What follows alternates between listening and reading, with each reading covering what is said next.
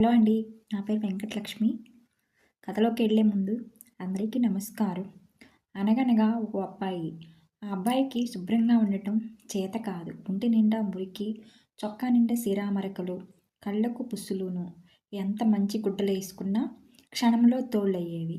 సరిగా మొహం కడుక్కోడు, నీళ్ళు అసలే పోసుకోడు. ఒకరోజు వాడి గదిలోకి ఒక దేవత వచ్చింది. చూడు, నీ గది ఎట్లా ఉందో, నేల నిండా దుమ్ము, ఎక్కడ చూసినా పుస్తకాలే, పక్క నిండా కాళ్ళతో తొక్కిన బురద. చీచి, నీ గది బాగు చేయాలి, నువ్వు కాసేపు బయట వెళ్ళి నీ అన్నతో ఆడుకో అన్నది దేవత. నాకు అన్న లేడు అన్నాడు ఆ అబ్బాయి.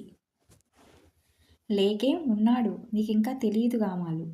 నీకు వాడు తెలియకపోయినా వాడికి నీవు తెలుసులే. బయటికి పోయి దొడ్డి వాకిట్లో నిలబడు, వాడే కనిపిస్తాడు అన్నది దేవత. అన్నీ అబద్ధాలే అంటూ ఆ అబ్బాయి దొడ్డి వాకిట్లోకి వెళ్ళి నిలబడ్డాడు. కాసేపట్లో ప్రక్కనున్న చెట్టు మీద నుంచి ఒక్క ఉడత అబ్బాయి పక్కగా వచ్చింది. ఉడతా ఉడతా, నువ్వేనా మా అన్నవు అన్నాడు ఆ అబ్బాయి.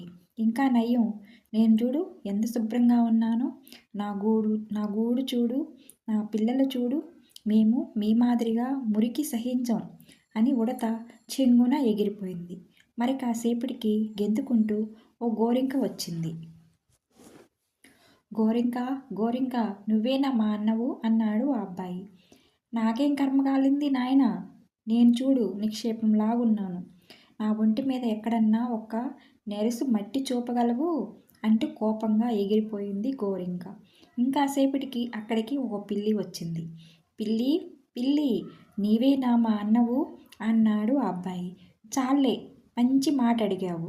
ఉదయం లేచి ఇప్పటికీ 6 సార్లు ఒళ్ళంతా శుభ్రం చేసుకున్నాను.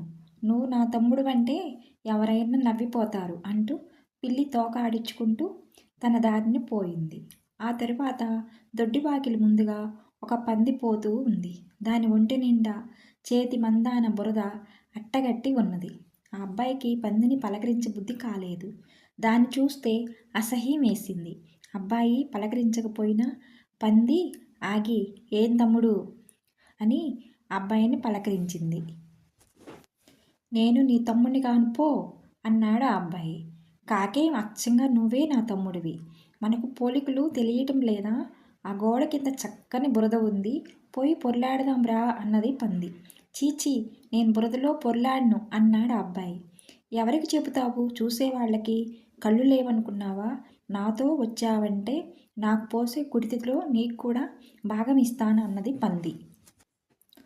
నాకు కుడితి వద్దు అంటూ ఆ అబ్బాయి వేడవసాగాడు. ఇంతలో దేవత బయటికి వచ్చి, నీ గదంతా చక్కగా చేసి పెట్టాను, దాన్ని పాడు చేశావంటే జాగ్రత్త.